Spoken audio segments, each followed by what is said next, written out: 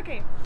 Hi, it's Tracy with the Limelight Pet Project, and today we are at PAWS Cat City, and momentarily we're going to be going inside to meet our special pet of the week so that we can shine the light on them. Hi, this is Tracy with the Limelight Pet Project, and we are here with Brianna at PAWS Cat City.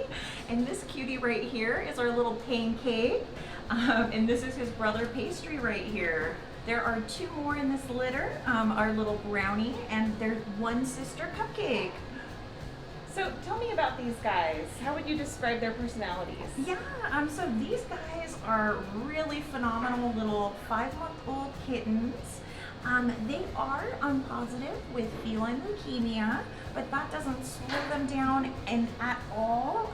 They are super playful, very affectionate, kind of that perfect balance between lap cat and cuddle buddy, as well as play partner.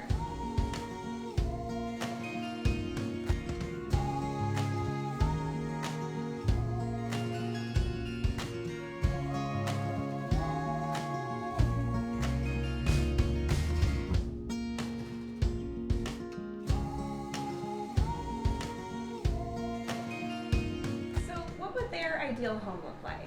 Yeah, so these guys are 5-month-old kittens, and so despite having feline leukemia, they are very much your everyday kittens. They really thrive with a lot of really wonderful interactive play. Like we've got our big huge wheel here, or they love wands, the ball tracks, scratchers, all kinds of fun things to interact with. It's also really beneficial for young cats to go together in pairs so that they can get that socialization and learn that good bite and scratch inhibition as well. Yeah.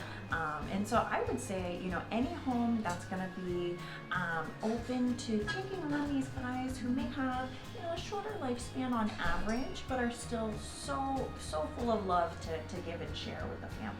Yeah, and I was just playing with the laser pointer with them, and they all seem to have a great temperament. They all seem to like to play well with one another, so it doesn't look like you can do badly picking any one of these pairs or a trio. Absolutely. You could kind of mix and match any of these siblings, and they would do great. And one really wonderful thing is that because we do understand that the lifespan of these guys is shorter, their adoption fee is only $50. And with every additional kitty that you'd be taking home, there's a little bit of a reduced fee for each additional kitten. That's awesome. Now, picture what you think their first day in their new home would look like. Yeah, we typically recommend starting off in a small space at first. That's as much for the new owner's benefit as it is for these guys. Mostly because it gives you a chance to figure out what are they going to get into, what kind of trouble are they going to, all the little nooks and crannies that they can sneak into. So starting them off in a small space lets them get acclimated, and then you can slowly expand them into that home. Have lots of those fun interactive play sessions is going to be really important to kind of take that edge off for them. So how long do you think they should be in the smaller space before you let them have full access to the house? Yeah, we always recommend about like a week or 2 weeks. With these guys in particular, I imagine it's probably going to be a lot faster. Just because they are such confident little guys, probably a couple days will be sufficient for them. Really, you can watch their body language. So when they are flying out the door, every time you go in to say hi, then that's a good moment to kind of move on to that next step and give them access to more of the house while still being able to put them in that bathroom at nighttime.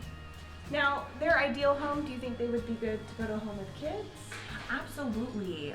So these guys would do wonderful with all ages of children, with adults. The biggest thing is, of course, making sure that the family is prepared to take on these kiddos, since they will have a shorter lifespan on average.